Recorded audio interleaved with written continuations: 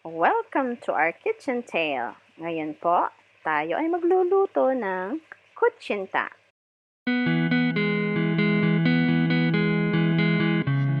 Ito po yung mga ingredients. 1 cup of tapioca flour or cassava starch. 1 cup of all-purpose flour. 1 and 1/2 cups of brown sugar. 3 teaspoons of lye water. 1 to 2 tablespoons of atsuete for coloring. Lastly, 3 cups of warm water. Ngayon, umpisan na po natin gawin ang ating kutsinta. Ilagay po natin yung asukal sa ating warm water para agad itong malusaw.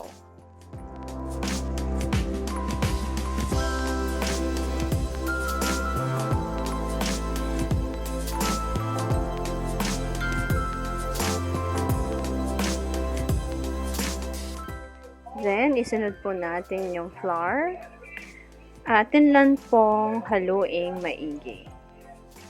At isunod na po natin yung tapioca flour.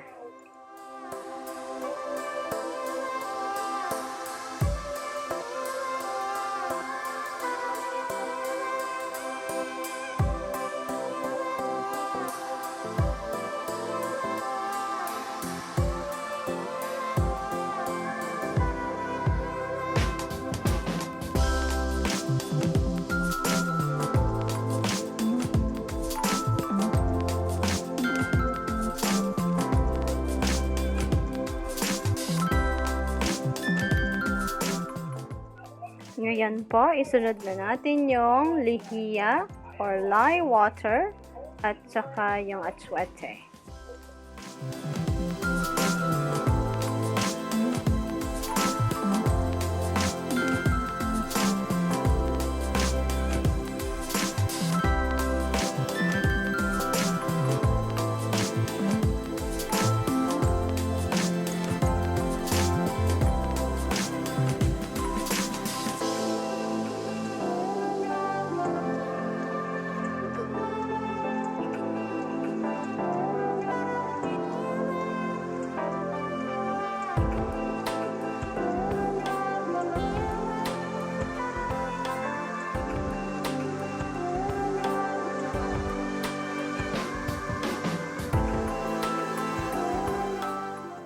Ngayon po, para maiwasan natin yung lumps ng flour, kailangan po natin itong salain.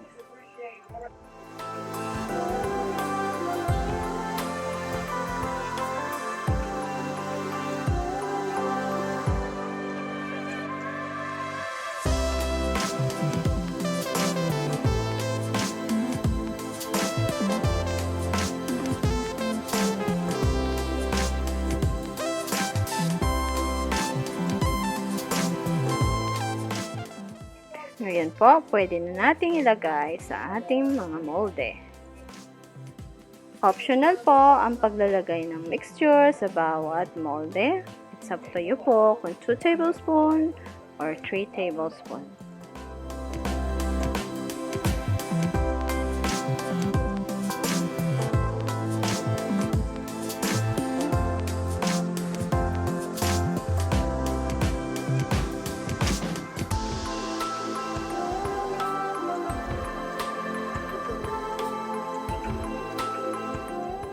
Ngayon po, ilagay na po natin sa steamer. I-low heat lang po natin ito.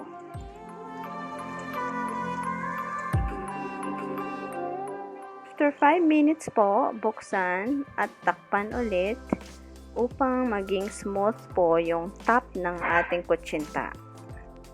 Ang maximum cooking time po ng ating kutsinta ay 25 minutes. Ngayon po, pwede na yung ating kutsinta. Ito na po yung ating finished product, ang kutsinta. Thank you for watching. God bless!